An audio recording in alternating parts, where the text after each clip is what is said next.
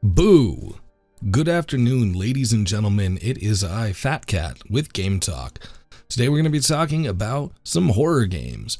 Everyone's heard of the same few horror games, and it seems like they've gotten a bit of a cult following. When I talk Outlast, you know what I'm saying. When I say Amnesia, you again know what I'm saying. But it appears to me that even though there are so many great games out there, there is no one to hunt down these amazing horror games.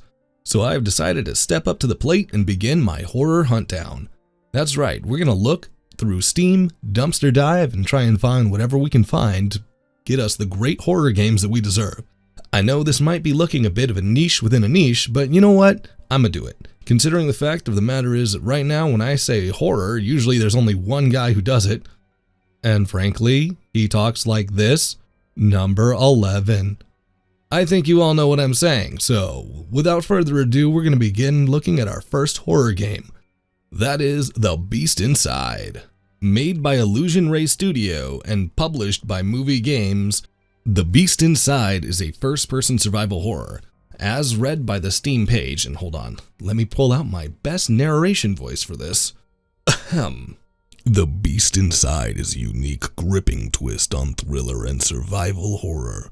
Immerse in the story of long-buried secrets, personal tragedies, and madness. Play as two protagonists bound by dark heritage.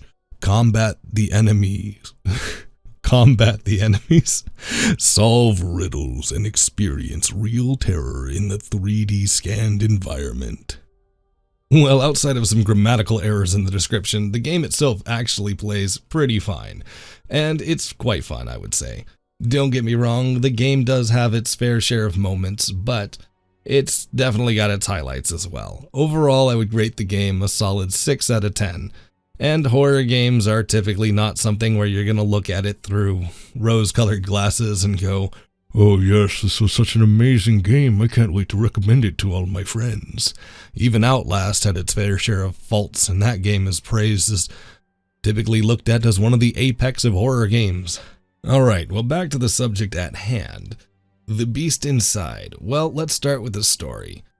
This game's story is, and it does feel a little hectic here, but not terrible. It follows a split narrative between the two main characters, Adam Stevenson and Nicholas Hyde. Now, for content warning, I will warn you, much like watching a movie trailer or anything, this video will contain spoilers, so if you don't want to watch or get any spoilers, then skip ahead. I'll try and put a timestamp in until we are done with the story and just talk about more semantics of the game. Anyway, so back to the subject. The main characters, Adam Stevenson and Nicholas Hyde, are related. They're some sort of distant uncle or cousin or something weird like that. I don't quite remember. It might even be grandfather.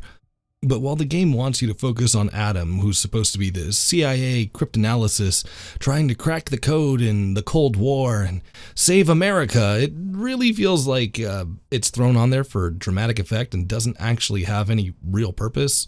It doesn't feel like he's actually a CIA operative as much as it's just kind of like, I'm alone in the woods and I'm doing things. Oh, by the way, I'm a CIA operative and I gotta be a CIA operative to CIA things.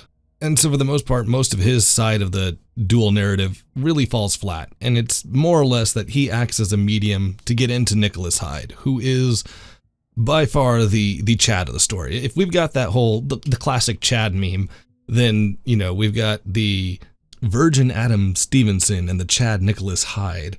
Nicholas Hyde is where all of the storyline takes place, and he gets to have all of the boss fights and pretty much every single piece of dramatic action in the storyline, where Adam Stevenson ignores his wife. On to the gameplay. The Beast Inside is a standard kind of run-of-the-mill first-person horror. It does have an interesting light mechanic where you can switch between a lantern or a set of matches, where you're kind of constantly looking around for more to make sure you have ambient light. But given the fact that there are such a strong abundance of it, you never truly have to worry about running low on light, and even if you did, it's not like there's a strong enough penalty. The game doesn't have enough of a dynamic range where you're going, oh man, the game's so dark, I really need light, it's desperately scary without it. Nor is there any real penalty for not having light. There's no insanity meter or nothing to truly trigger any reason to have that light be up. other than convenience and obviously making sure you're not stumbling around too much. Other than that, there is a really weird and unique segment where, again, boss fight with our Chad, Nicholas the Random Revolver Hyde.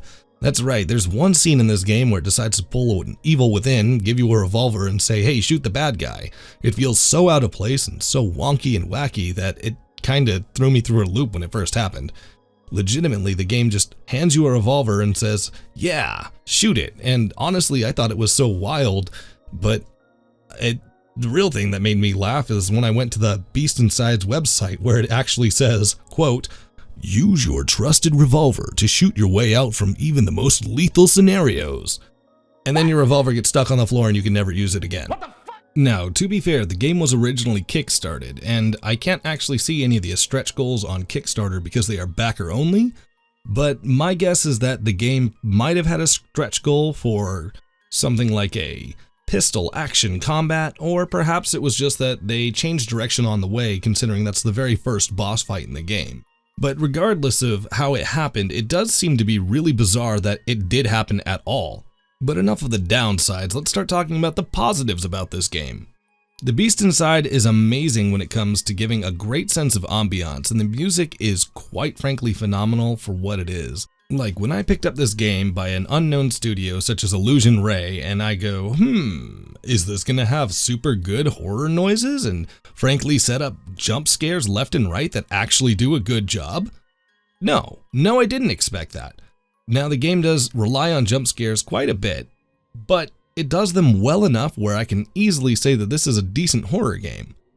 Would it have been nice to see a little bit more character development and perhaps a little bit better entwining and a reason to explain why the two characters are linked rather than just, oh, these two are distant ancestors and you just have to accept it for what it is because we said so and there's no rhyme or reason to it? Well, yeah, that would be nice, but, you know, some games don't have real reasons. And I mean, to be fair, I didn't dig super deep in the lore because I don't necessarily care too much for games that aren't Dark Souls that hide tons of lore in scraps of paper that you can read on the side. And it's not that the game doesn't have a good bunch of lore flushed out in the paperwork and articles that you can read by collecting things, but I'm gonna be honest with you, the game didn't draw me in enough to make me think, oh man, I want to learn so much more about the deep hidden lore of the Beast Inside. But more than just my review, let's go ahead and turn to the wonders of Steam reviews. It's Dana Now writes, kinda feels like a horror story made by people who enjoy horror at the surface level but have never really considered what actually makes a horror story good. Relies on manipulative music and jump scares to an incredible degree. It is apparent very quickly that there is nothing truly scary here, just cheap. The characters are completely smooth-brained and absolutely unlikable.